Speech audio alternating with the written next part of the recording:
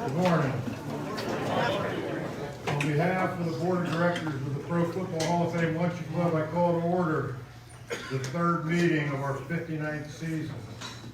The invocation will follow the Pledge of Allegiance, will be given by Donald Ackerman from the Crossroads United Methodist Church.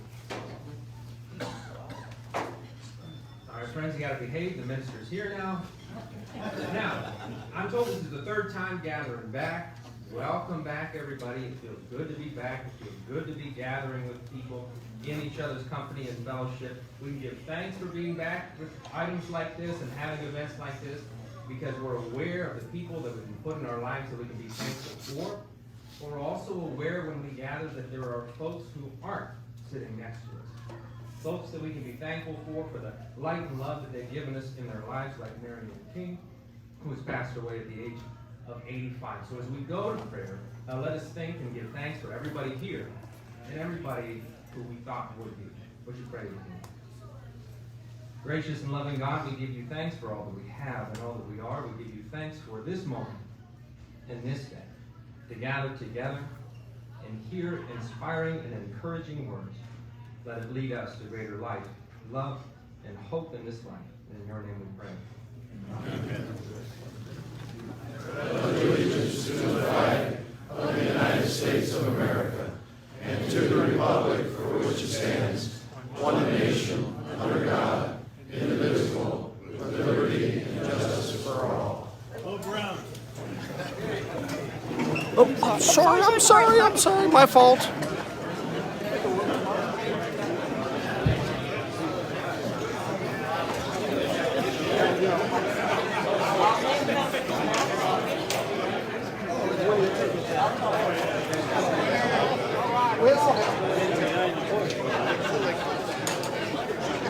Okay, quick announcements before we get into it.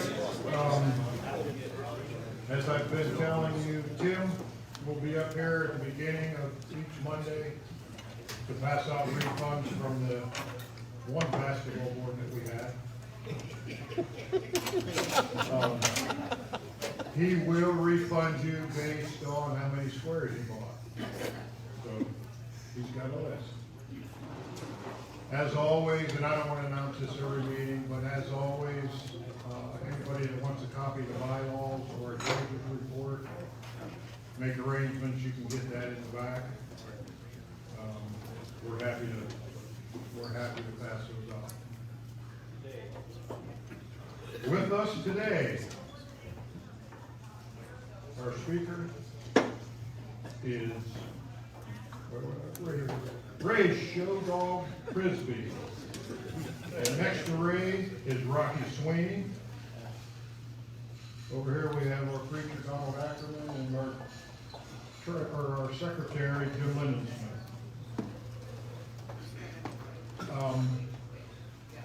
Continue to be patient with your seating arrangements and tables got moved maybe a little bit. We still have plenty of seats for everybody. They may rotate on you a little bit. And we appreciate the parking situation, the handicap road being out there. I think that's been great for a lot of you guys that don't get around as well. We're just trying to help you out where we can. So, last week attendance, 184. And I have a birthday announcement today. Yep, happy birthday, RJ. Old friend of mine. Old. When I say old, I mean it. Coach Lloyd Bagley.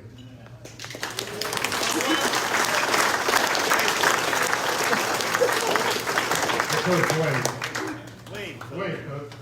There he is. Where? Okay, I want to acknowledge our sponsors.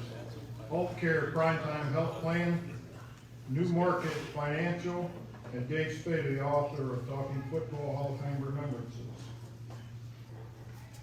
50-50 time. Show dogs pulling the ticket.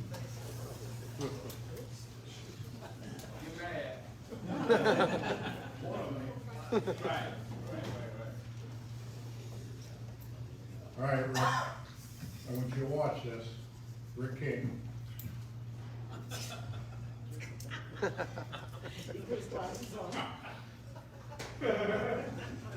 453. And this is for $103. 453 731.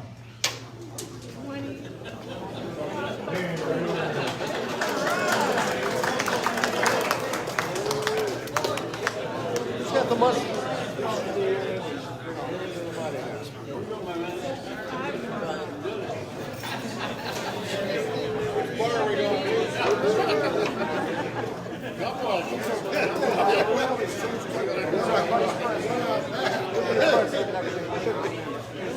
So I gotta say that even though we're still very, very early in the season, I want to thank RJ and Mike Molina, the speaker committee, for doing a great job getting these guys all lined up.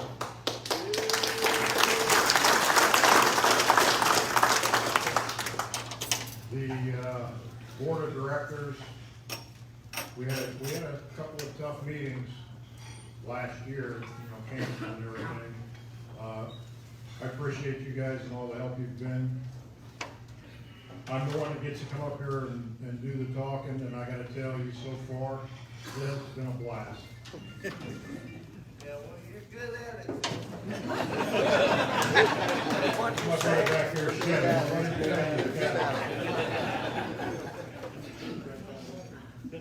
So I got a little short story before we start here today. When we were looking for somebody to introduce Show Dog, the first name that popped into my head of who to ask was Bill Wright. Now, Bill couldn't be here today because he had to take his wife Pam to a medical procedure, and so he was unable to do it.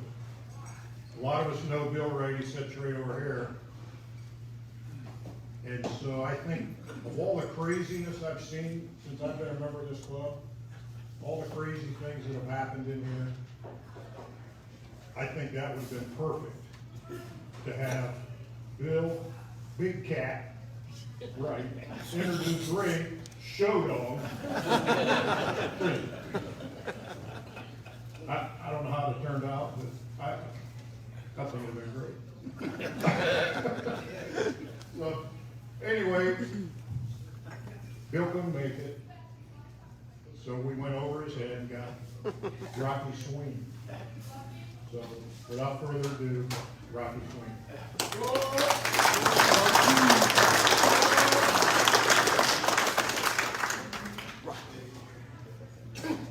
Play the video first.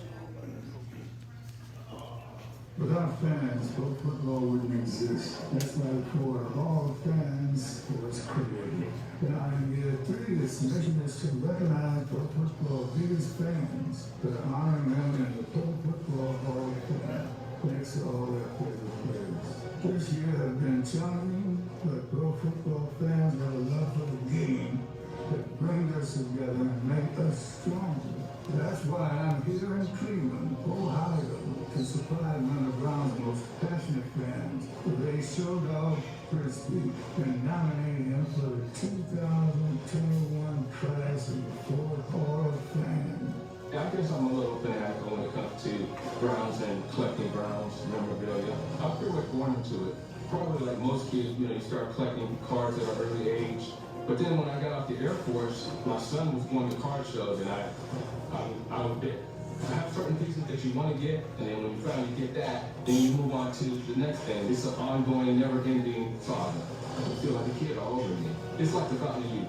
I would say probably the big three: Jim Brown, Bernie Kosar, but I'll go out on that. When a player is inducted into the Pro Football Hall of Fame, the Hall of Fame president, David Baker, who literally knocks on his door and delivers the news. Now I get to pay it forward for Ray's nomination.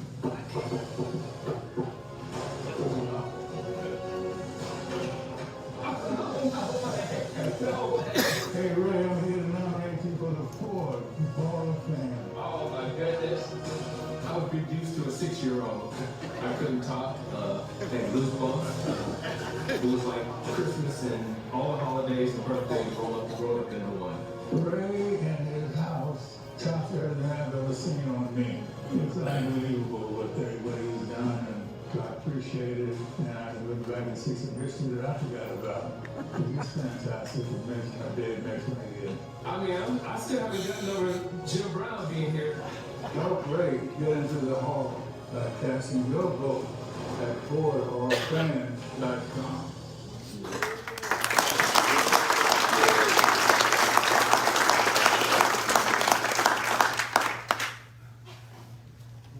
Thank you first, Bill, for introducing me.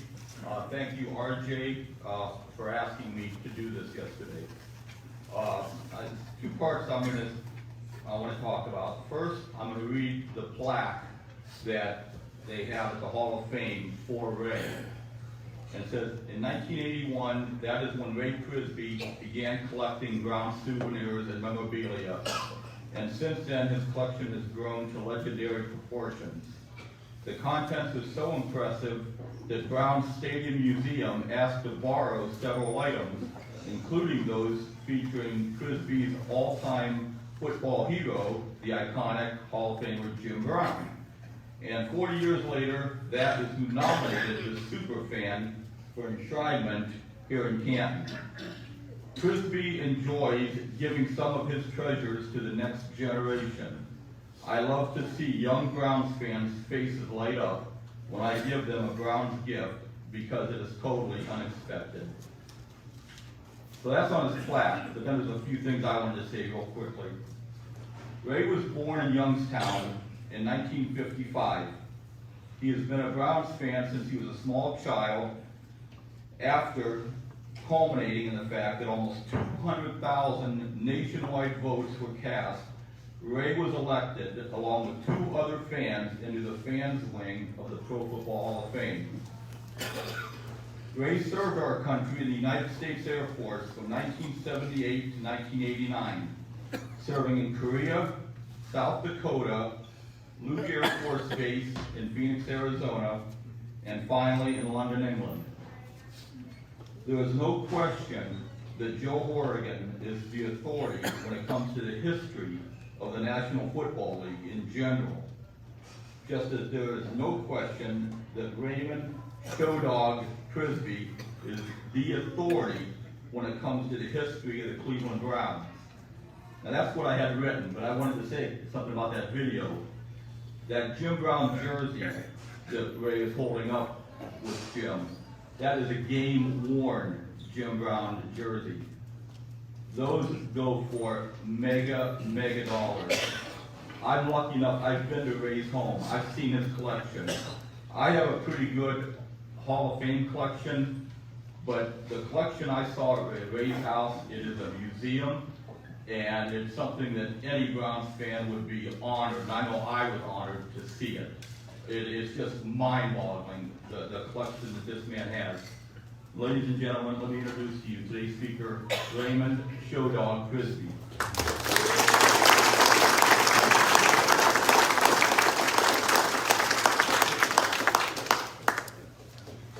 Thank you, everybody, for being here this afternoon. But before we get started, man, what about the Browns yesterday?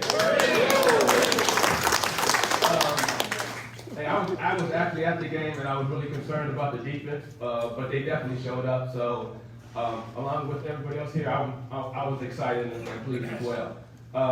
One more quick thing. He announced the birthdays, but nobody mentioned RJ. RJ, could you stand up, please? I told you I was going to get you. RJ is 46 years old today.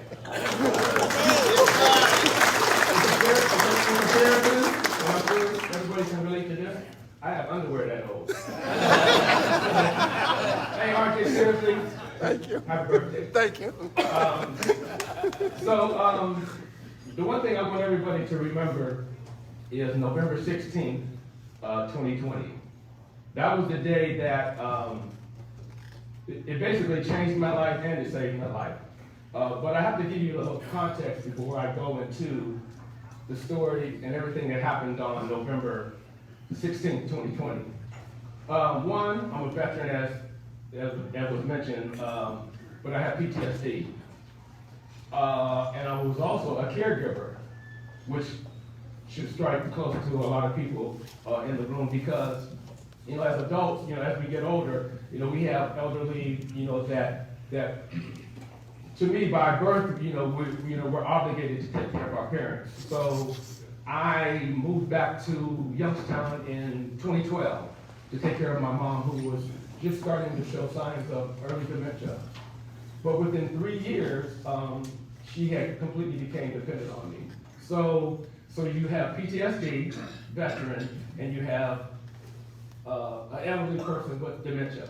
So that's the prequel to the story. So basically, I was going through a lot of different things because once COVID hit, I had no help because I couldn't let anybody in the house because I was concerned. Which at the time COVID hit, she was 96. No, I'm sorry. She was 95.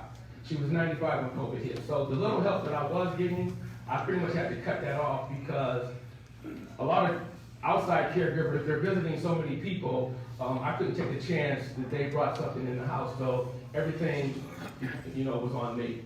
So to say that it was difficult is an understatement because, again, if anybody knows anything about PTSD, stress basically it sets off or it's a trigger. So PTSD, taking care of my 96-year-old mom, and there was no light at the end of the tunnel for me. So now we'll fast forward to November 16th. But prior to November 16th, a Browns fan of mine, they sent me an email, and in this email it was this contest that Ford Motors Company and the Hall of Fame had set up this program. It was called the Ford Hall of Fans. And what this contest entailed was they basically scanned the country and they're looking for the biggest and best fans of all the teams. So I believe the year that I entered, there were 40,000 entrants. So I looked at the criteria and I was like, well, that's not, you know, because most of those guys, the guys that you see dressed up at the games, those were the basic people that were winners of these contests. So, but I figured, you know, I had nothing to lose, so I went ahead and entered the contest. And this is the good part about this program, the Ford Hall of Fame. They set you up. So they basically called me and said, hey, listen, we're going to send a camera crew out, and they're very casual in this conversation. We're going to send out a camera crew, and they'll do this, you know, they'll film a little stuff, and they'll do an interview, and, you know, that'll be it. So I said, well, okay, so how many people are doing this? And they said, oh, a couple thousand. So I said, okay, fine. So I didn't really think anything of it. But what I didn't know is I had already been selected as one of the 6 finalists. And the fact that the greatest football player, my idol growing up, Jim Brown, was going to come to my house. They don't tell you. Because they want to see the surprise and everything for the camera. So they come, it was a Monday morning, November 16th, 2020. They got there at 9 o'clock. And we filmed, and they did an interview, and we did everything. We broke for lunch. Take care. And then they come back. I think it was like around 1 o'clock. They came back, and we went back to do some more filming. And then one of the crew, they said, hey, someone's knocking at your door. Were you expecting somebody? And if you know anything about Youngstown, people don't usually show up at your house unexpected. So no one was called, so I wasn't expecting anybody. But I just figured it was one of the camera crew that they got locked out. So I go to the door, and as you've seen in the picture, no, actually, that picture doesn't depict what really happened. That was the second take. The first take, I opened up the door, and I was just, it was like a cartoon. You're frozen, and I'm like, I couldn't say anything. Jim Brown's standing there in his Hall of Fame jacket, and he's talking, and I don't remember what he's saying. I know he's saying something, but I don't know what he's saying. But what saved me was, out of the corner of my eye, I seen his wife, and I had met his wife, Monique, many times, and she's smiling because she recognizes me as well too, and I recognize her. So I waited for her to come in as well too.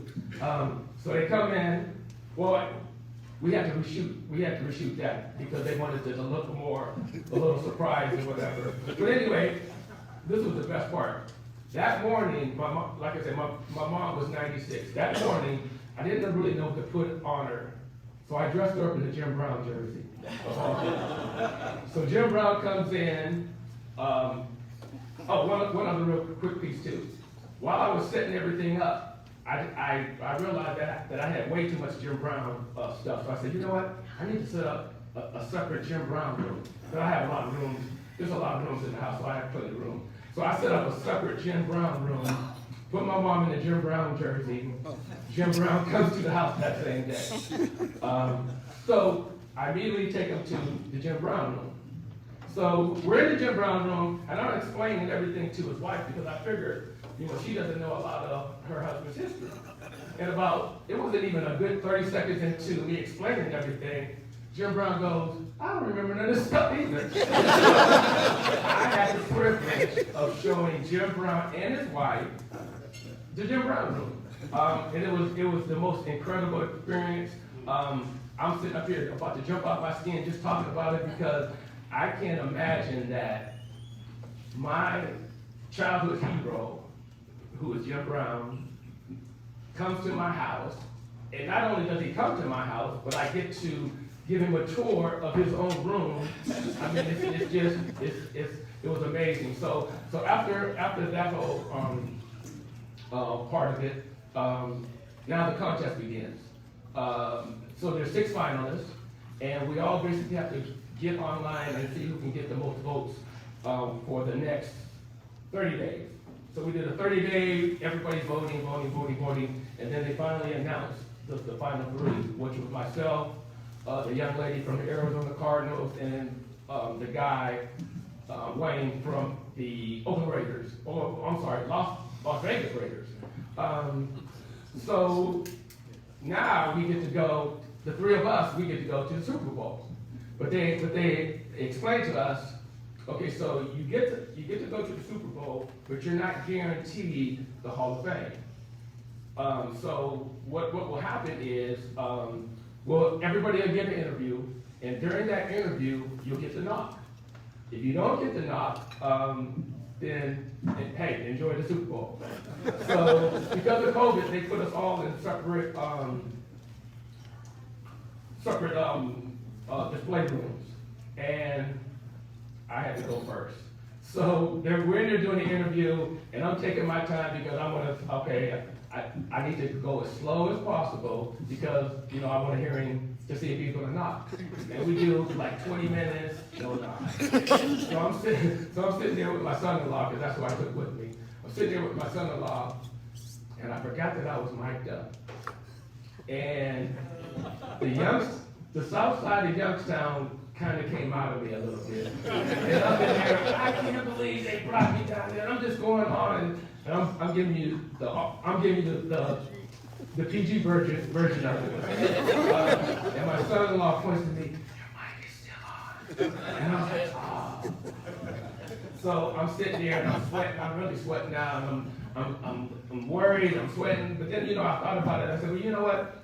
If one of those 2 go, I'll be happy for them.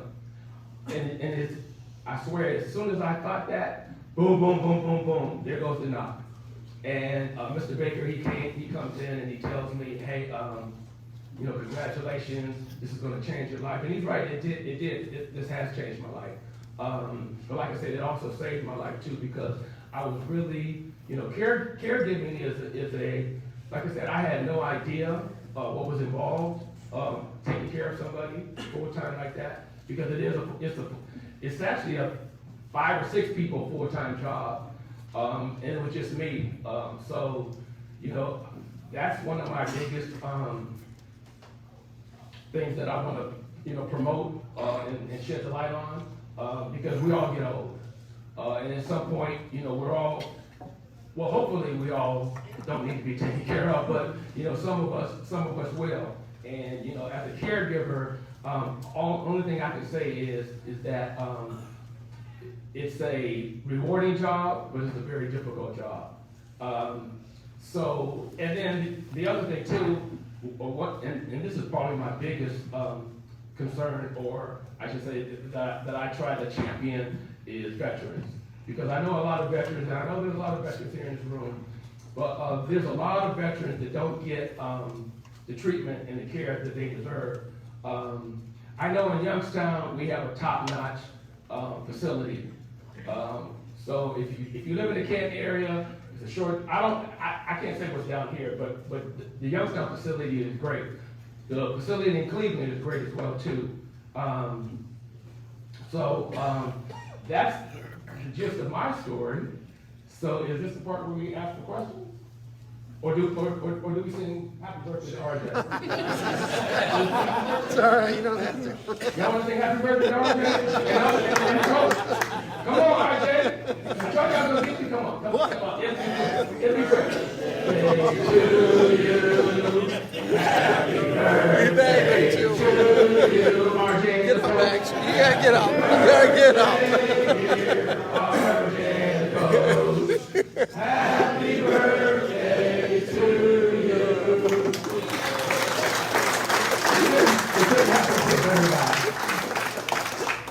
So at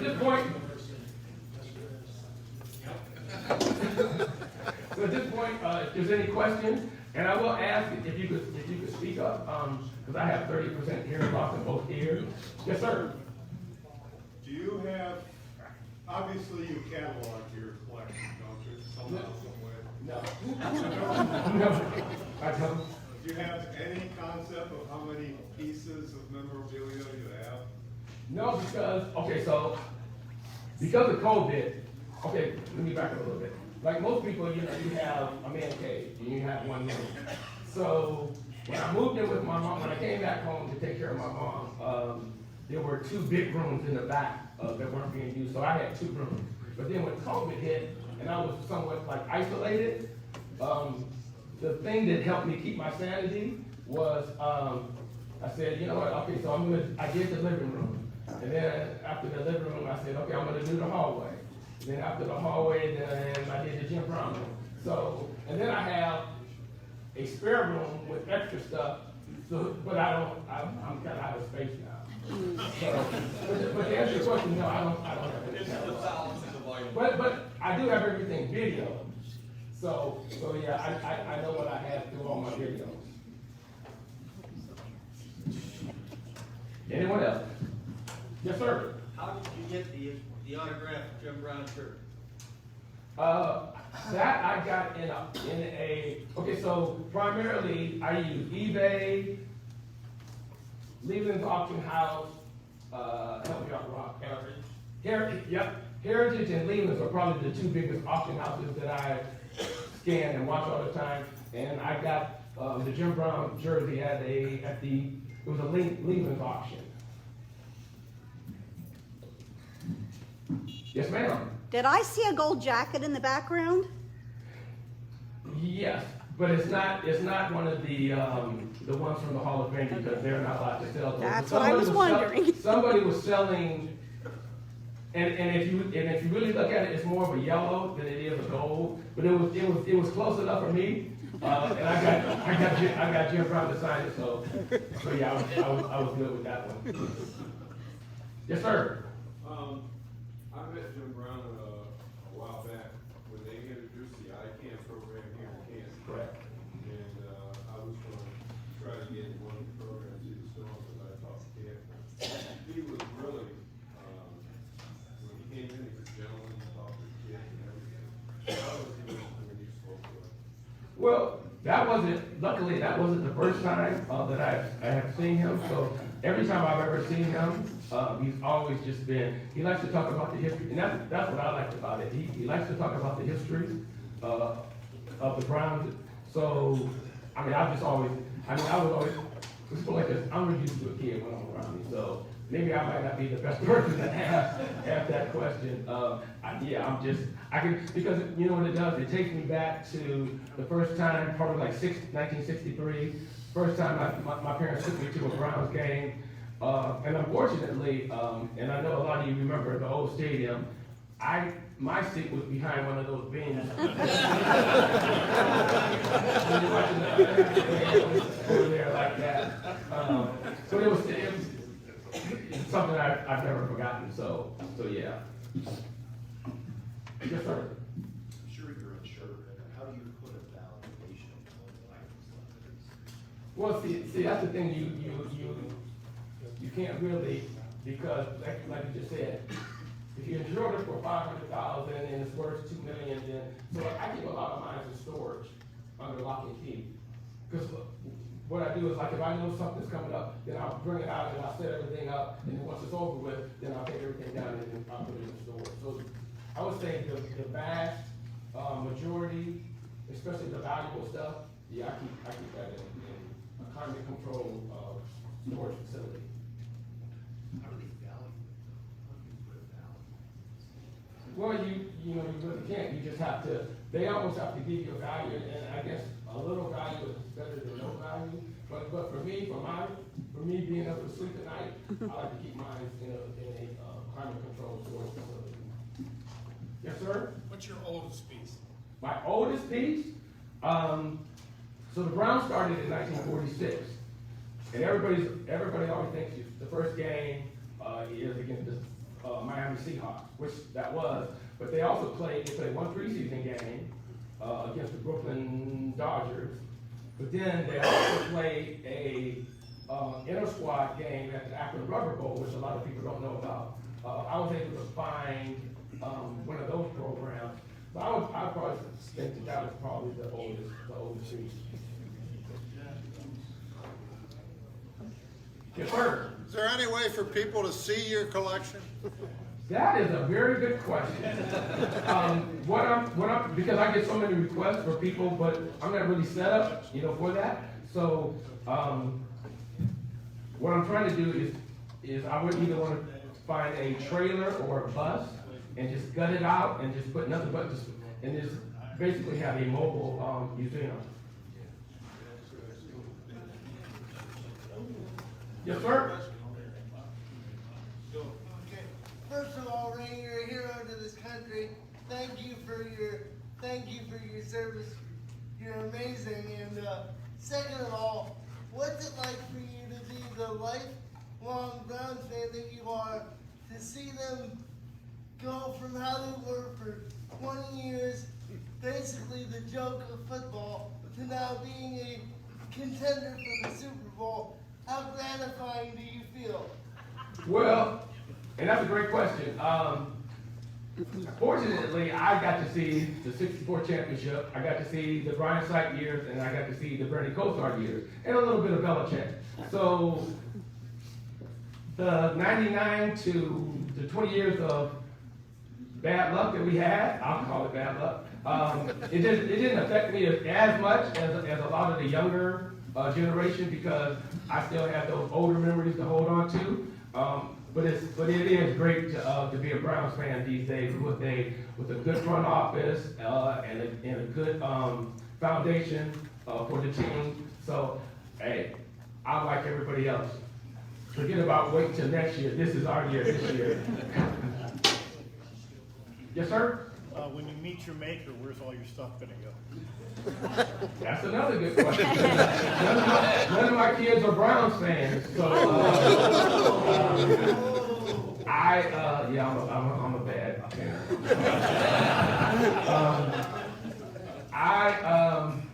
You know what? I really don't know. Probably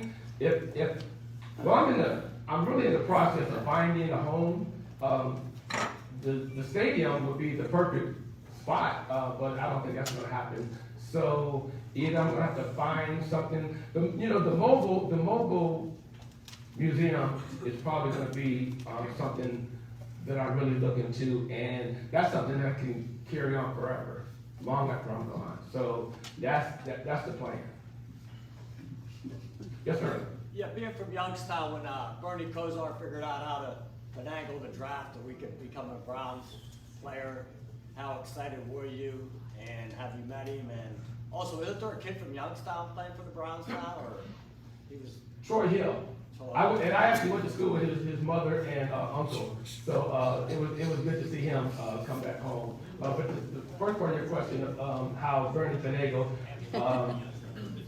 Bernie and I have since all this happened, Bernie and I have, I just seen him Saturday, and he's somebody, because he's from the area, and because he wanted to play for the Browns, that's why he's probably my second favorite Browns player. So I love Bernie. I'm trying to get him to come to the house to do a walk through as well too, because like I said, he's my second favorite player. Yes, sir. How many things did you get Jim Brown to sign while he was there? I only got that the white jacket that I was holding up. Well, no, I'm sorry. He signed a jersey for me, which is actually in the Hall of Fame now. And he signed. There was a white game. It's a game used sideline jacket that he signed for me. So he signed 2 things for me. And had I been thinking, I would have had. But see, I didn't know he was coming. Had I known he was coming, I'd have had probably 20, 30 items. I take advantage of the opportunity. Did you have an opportunity to meet Paul Brown, and do you have things in your collection associated with him? Unfortunately, no, I never had the chance to meet with Paul Brown. But I have, I have a display set up, a Paul Brown display set up, so I have quite a few of his. And also, I sell a mannequin. Now, they're not his authentic things, but it has the hat, the fedora that he always wore, and the trench coat, that was iconic of seeing him on the sidelines. So yeah, Paul Brown was another favorite. Anyone else? We got plenty of time. I know y'all want to get out here at once, so we got plenty of time. Yes, sir. Did you visit the Mass Museum yet? With Paul Brown exhibition down there, exhibit down Paul Brown Mass Museum? I didn't. The Mass Museum has a Paul Brown exhibit. Oh no, I've never been there.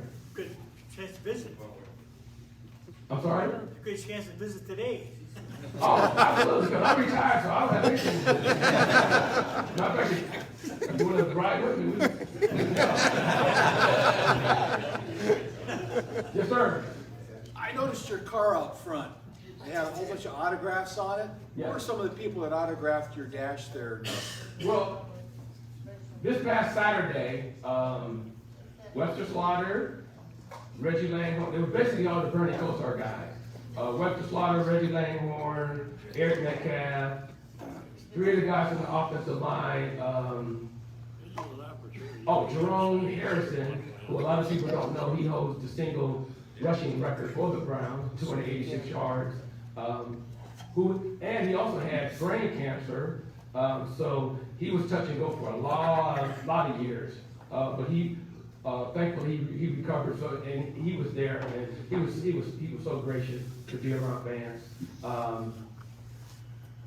I think last count, I have 20 autographs today. Do you drive that car to the games? Absolutely. Do they have a special spot for you to park? Well, I tailgate. I usually tailgate on the Burke Airport side. That Muni lot is a little too high schoolish for me. But no, actually, it's more like college over there. It's a little crazy over there. So I stay with the mild-mannered people on the airport side. That's a sweet looking car, Ray. Thank you. Thanks for your service. I appreciate that as well. Yes, sir. That's his car yesterday at the Muni, or at the park. What happened? Okay, I'm showing him the picture of okay. your car and my daughter's car side by side yesterday. Do you have anything on the fans and the dog pound and that kind of stuff? You say, do I collect anything on that? Yeah. Not really. I mean, I have a hard enough time trying to find space for the players. So yeah, for fans, yeah. No. In way back in the back. You said you attended the 64 championship game against Baltimore. What kind of memorabilia do you have for that? I have quite a bit. So Kodak took a picture during that game and they blew it up, and it's probably about 5 feet by 3 feet. It's pretty big. It shows Frank Ryan. He dropped back in the pocket. And the best thing I like about it, Jim Brown is actually blocking in the picture. But I took that picture and I had the whole 64 team sign it. So I have that. I have a program, 64 championship program that's signed by the entire team. I have so when they make programs, the covers, they come out on an uncut sheet. And somebody had an uncut sheet of the 64 program. But the person who was selling it didn't know what it was, so they thought it was a poster. So I ended up getting it for pretty much next to nothing. And it's an uncut sheet of the 64 championship program. I had the whole team sign that as well too. So those are probably like the three. I think I'll probably have a helmet that the whole team signed. I got a football that the whole team signed. So yeah, 64 last year so I got quite a bit of 64 championship stuff. I have the ticket from the game that I had Jim Brown sign. So yeah. How'd you get the whole team to sign? Were they all in one place at one time? Yes. So what happened? I don't know how many remember the Heritage Hall that they started at the stadium, but Heritage Hall was basically a Browns museum inside the stadium. But then when Haslam came in, he got rid of it. But we were able to enjoy it for I think about 5 years. So when they started to set that up, Tony Dick, who was the alumni director at the time, he was in charge of setting that up. He called me, he said, hey, listen, I know you got a lot of stuff, I'm gonna need your help. So I sent him cleats and jerseys, I sent him a lot of stuff, and I told him, I said, so listen, I don't wanna be paid for this, but what I want in return is any private, whatever's going on, I want an invitation to. So they had in 2014, they had the 54 and the 64, they did a tribute dinner at the stadium. And they had every living member from the 54 and the 64 team. So I got invited to that, and I took about, I want to say I got that Kodak picture signed there, and I think I got the uncut sheet signed there as well too. So I got invited to, at the time, I got invited to a lot of different events that were close to the public. So I was fortunate. And I know everybody's looking at the clock. We still got 17 minutes. Yes, sir.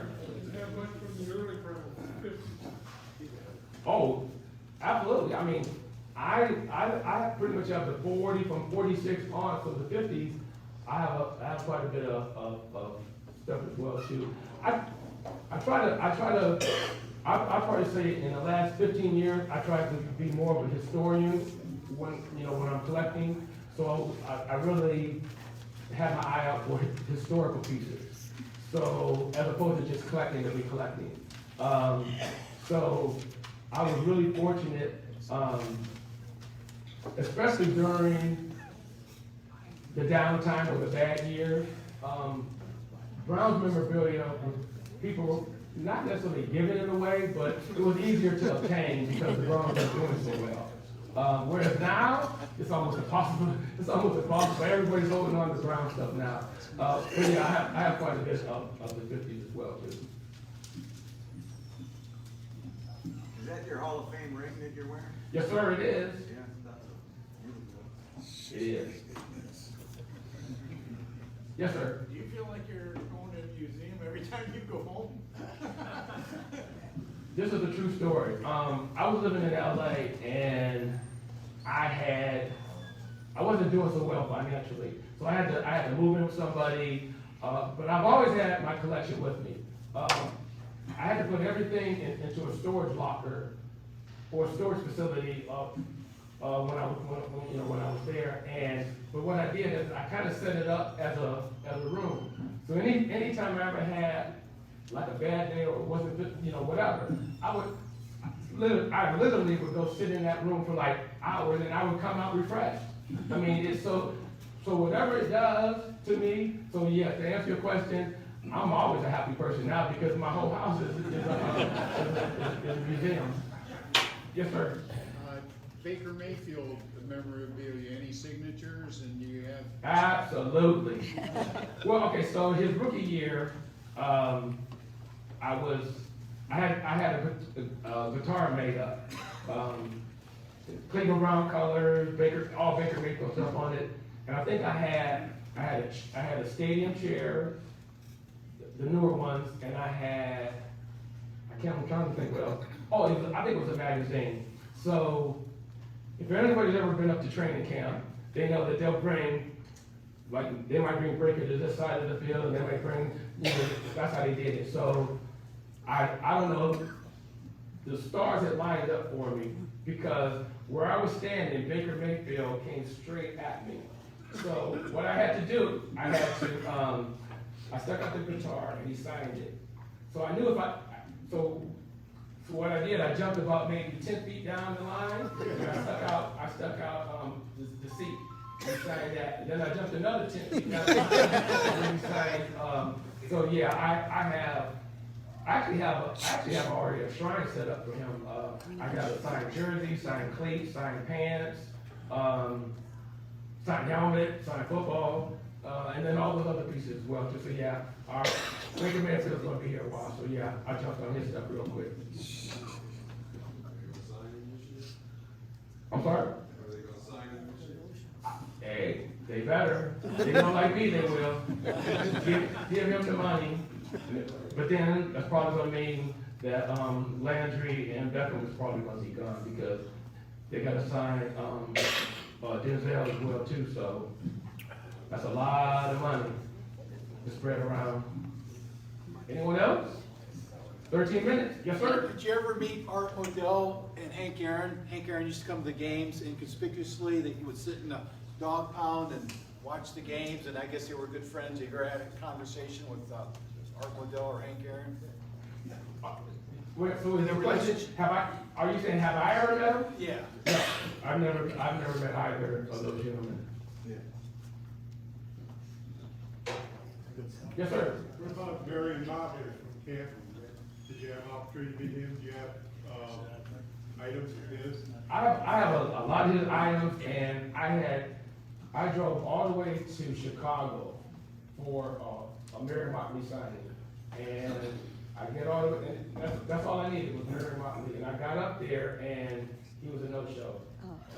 He was bedridden, very sick, and I want to say probably within the next, I don't even think it was a year, he had passed away. So he was one of the ones that I really wanted that I never got to meet him. Yes, sir. When you get your mobile complete, are you gonna bring it back to the Hall of Fame for us to see it? I'll be at the Hall of Fame, I'll be at training camp, I'll be at the stadium. Yes, sir, absolutely.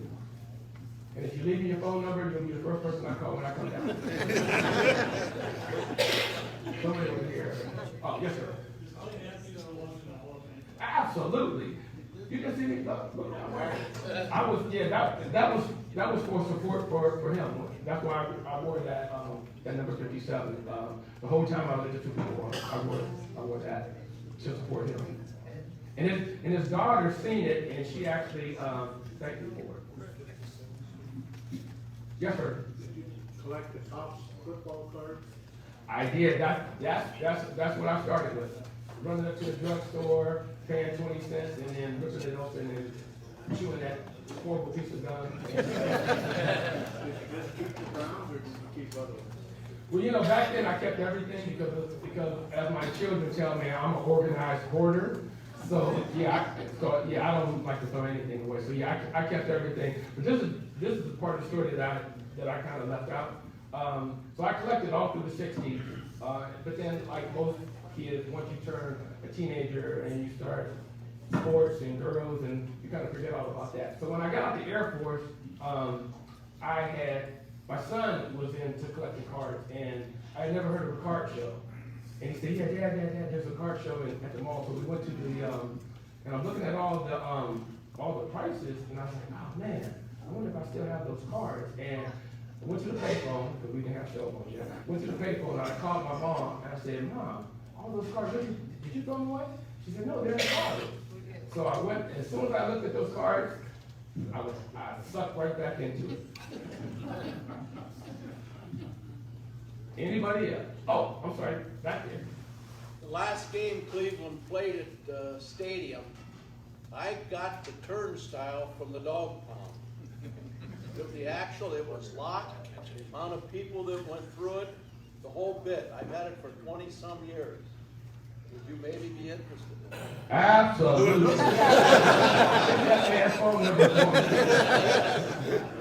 No, seriously, because I have a turnstile that somebody told me was from the stadium, but I have no idea if it was or not. I have proof. I believe you. And you're here, and you're from Kansas? I'll be up to see you. Okay. Yes, sir. What would you say your total appraised value of your collection is? Did anybody hear him? No. What's the appraised value? What's the appraised value of your collection? I, to be honest with you, I have no idea. And I'm asked that question a lot. And I don't necessarily like to answer it only because once it gets out that, oh, he has that, then now my house is a target. So I don't really, not that a lot of people are going to come to my house in Youngstown anyway, but just in case though. Yes, sir. You have very much Brian Sipe memorabilia? Oh, absolutely. I have a whole display: helmet, jersey, pants, shoes. A lot of people don't know that he wore the all-white ones like Joe Namath did. But I saw the picture against Pittsburgh that he had them on. So, yeah, I have a lot of all your iconic Browns. Those are probably the first ones that I collected were those guys, and then it kind of trickled down after that. Yes, sir. Yeah, you mentioned your family. Tell us about them. You mentioned your family. Yes. Tell us about them. How many kids you have? I have a son and a daughter, and from my son and a daughter, I have 8 grandchildren, and none of them showed any interest for the Browns. So, but in their defense, kids gravitate towards winners, and because we weren't winning, then obviously they didn't gravitate towards the Browns at that time. So, yeah, 2 kids. My son's a Detroit Lions fan, and my daughter's like my dad. They don't pick a team, but they'll antagonize you when the Browns lose. So, I know a lot of you know what that's like. My dad did that to me, and my daughter, she picked up the baton, and now that's what she does. But she can't do it no more, because the Browns are back, baby. Yes, sir. Absolutely. Oh, several times. Great guy. Really great guy. Matter of fact, I actually need him on a couple of things, so if he's in the neighborhood, please let me know. How about Paul Warfield? Oh, another great guy. Matter of fact, Paul Warfield, because he's from Warren, he usually comes back. There's a car dealership up there that usually brings him. For a while, they were bringing him back. They were bringing him back once a year. So I've met him many times. You know, a big part of me collecting is the actually getting out, meeting the players. You can't put a price on it. The actual just meeting them. I mean, it's good to get something autographed or whatever, but the meeting of those guys, because again, it just takes you back to when they were playing, which for me, that's when I was a lot younger. Not 46, but I was a lot younger. Yes, sir. If you had to look at 1 or 2 things in the Browns change from over 3, 4, 5 years ago, what would you pick out as discipline, or the main thing that's turned the team around? Continuity. You have to pick something, and first of all, you have to make a pick. Like whether it's the front office, and I'm talking about the front office now. We'll start there. You have to pick a front office and let them. It's like a child. You have to let them fall and help them back up. But they were just changing every year. And you can't run any type of organization like that. So to me, them finally figuring out, okay, this is our front office, we're gonna let them run with it, we're gonna respect what they do, and the biggest part is, the owners taking a step back and letting the people do what they were paid to do. That's only my opinion. Anyone else? 4 minutes. Yes, sir. Memorabilia from the 1930s Cleveland Indians NFL team? Well, you know, there was a time that I collected everything, but then once you get to a point where it's like, you know, I have to make a decision. So I eliminated everything that was non-Browns, and then, so yeah, probably in the last 20 years, I've only collected Browns. I had to get, because it was becoming too expensive. So it was just Cleveland Browns or nothing else. Yes, sir. I had one made up and then lost it, so no, I won't. But I'm working on it. Anyone else? Up here. Have you ever come across anybody trying to sell you something, misrepresent themselves, forgeries, etc.? Especially with the way online is now, all the time.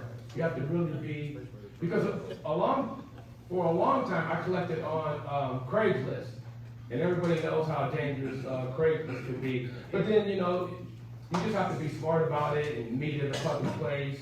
And you can find out real quick if somebody's being honest, because if you tell them, well, let's meet at the police station, you'll find out really quick. Yes,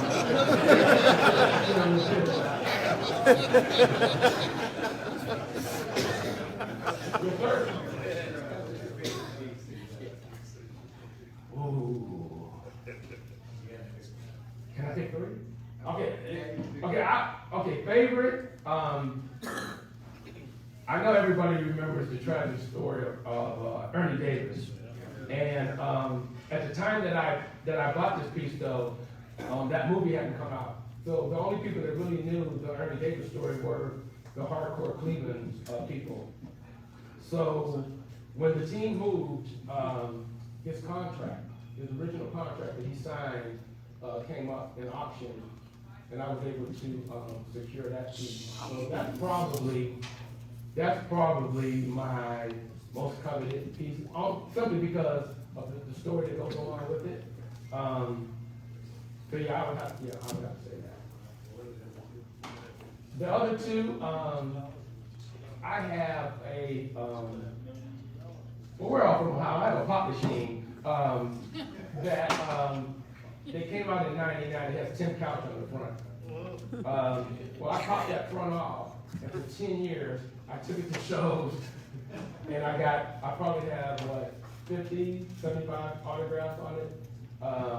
And then I also have a Coke machine with a bronze helmet that I did the same thing with. So those three, I'm sure I'm leaving something out. Well, that one piece that I talked about, the Kodak picture, the gigantic picture from '64, that's a very close piece to me as well, too. Oh man, don't bring that up. That is a short stack. I've been trying to find one of those. I have the mid-size one, but no, I can't. And the thing is, they had a sale on those a couple years back. I didn't know people camped out overnight. So when I got there was probably 50 people, and they only had like 7. So yeah, I've been missing out on one of those. Why, you have one? Oh. One more. Where? Can you tell us a little bit about your nickname? How you got it? Woo, that is man, did somebody pay you to ask that question? Great question. Okay, so everybody thinks that I'm Show Dog, and I'm not Show Dog. Show Dog, I wrote a children's book, and I started writing it when I was in LA, and then I was just getting started, but then I had to move back to take care of my mom. So that was part of the decision to move back. I was like, oh man, I'm here in LA. I'm trying to write the next Harry Potter story. But the reality was, it was good for me to come back home because I was able to do everything that I wanted to do anyway, and take care of my mom. So one of the main characters in the story is a werewolf named Show Dog. So that's who Show Dog really is. And if you ever see any pictures, it's a picture of a werewolf wearing a Jim Brown jersey. That's pretty much who Show Dog is. He's a character in a children's novel that I wrote.